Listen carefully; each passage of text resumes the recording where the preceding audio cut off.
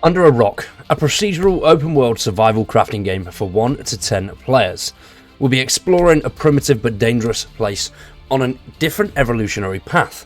Wildlife is oversized, Neanderthals exist, and curses are real. Now, as you can see from the trailer in the background, this looks pretty damn interesting. For myself, the only thing that is a little bit of a turn-off is the cartoony style of graphics, but there are a lot of survival games that have that at the moment, so I think I'm going to start looking at things like that, like this, like Valheim, like Project Zomboid, all those kinds of games. I'm missing out on a big chunk of survival games because I can't seem to get past the cartoony graphics sort of boundary. But when I do play games like this, I really enjoy them. It's just at first glance, I'm not the biggest fan. But Under a Rock looks pretty damn good, and recently they have released a little bit of a trailer showcasing the new mount system that will be implemented. And as you can see, there's giant hamsters, dodos, bunnies, all sorts of stuff. The creatures look really cool, really comical, and really just sort of out there, which it's interesting. It's definitely an interesting way to go. I've not seen a survival game with these type of cartoony elements for quite a while. But I do like the look of the overall building and especially the massive procedural open world. Now, the procedural open world is set to each player, so each player will come across a vastly different experience to another.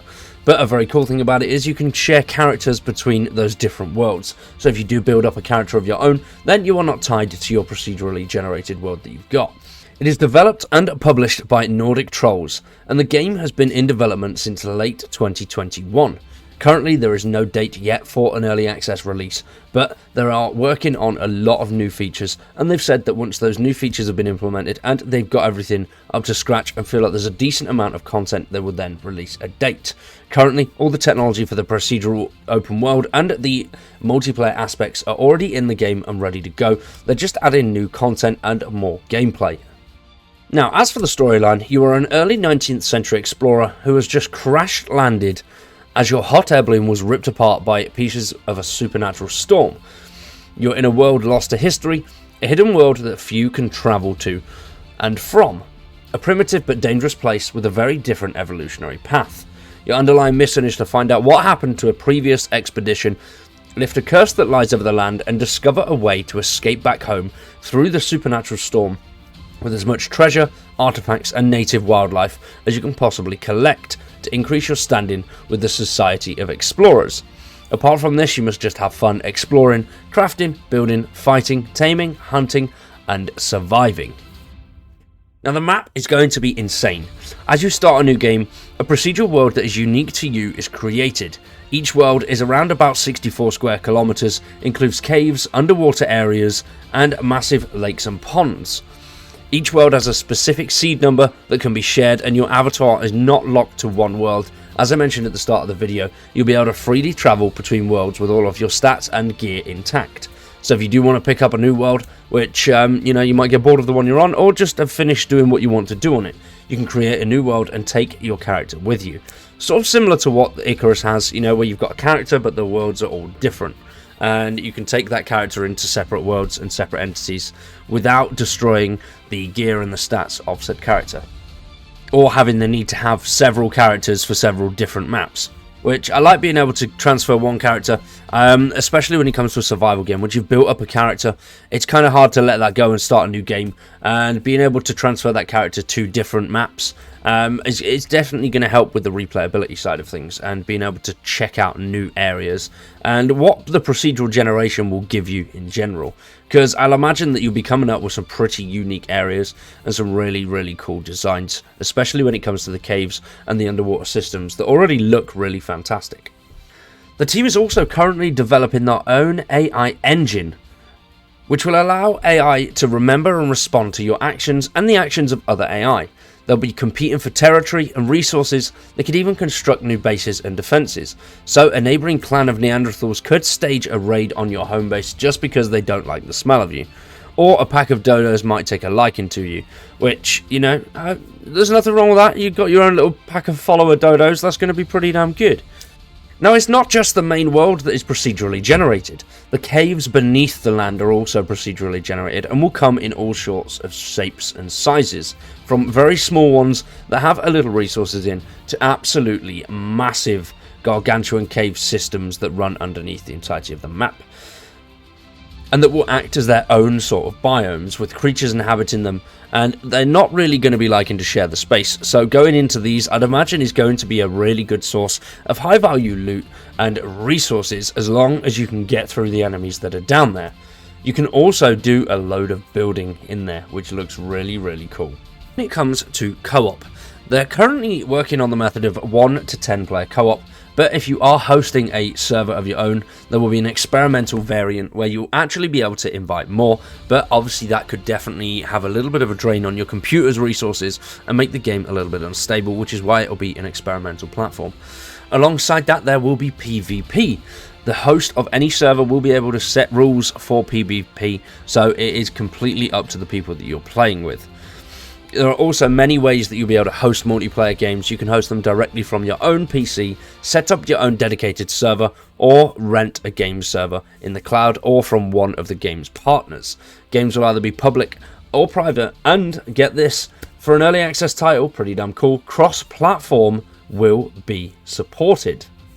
Although currently there is no news, as far as I can see anyway, about any console releases. Now, the building system. This is the one thing that really gets me excited about this game. Some of the building that you can do, the furniture that you can have, you're going to be able to make some absolutely fantastic base designs through this. So currently there will be 2 build modes that you'll be able to switch between seamlessly. They've got a default mode, which you can place solid constructions directly if you have the resources in your inventory, and then an advanced mode, which will allow you to plan and prioritize base construction, and for your friends to help building by inputting necessary resources. So like a ghost blueprint building system, so you'll actually be able to place the ghost structures there and then go and add the actual materials to them later, as you can see here.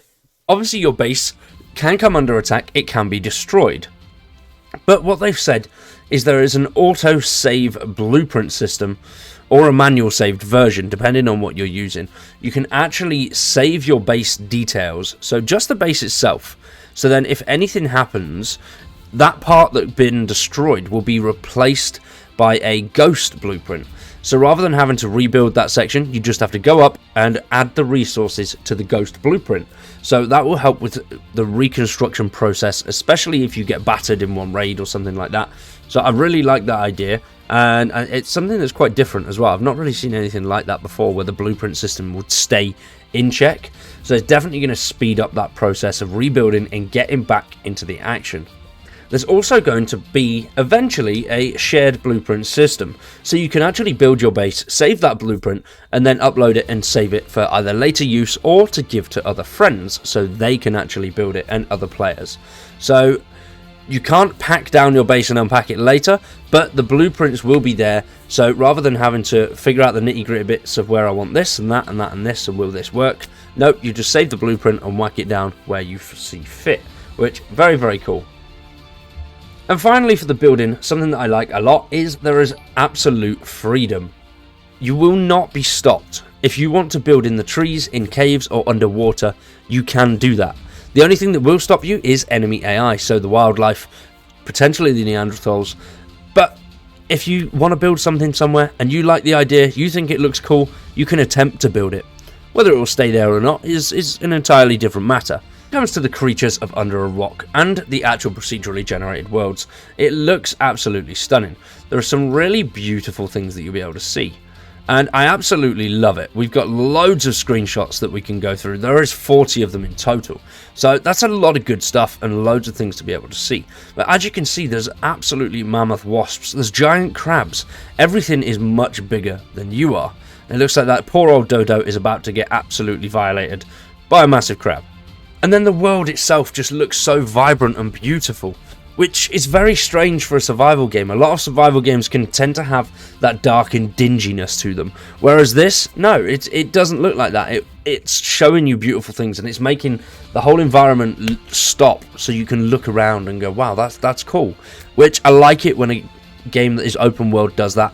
It makes you try and climb to the highest point so you can get the best view and take everything in, which I love being able to do things like that in a survival game. Just the freedom to be able to see everything and do exactly what you want is something that I do love about survival games in general. But the creatures aren't just small.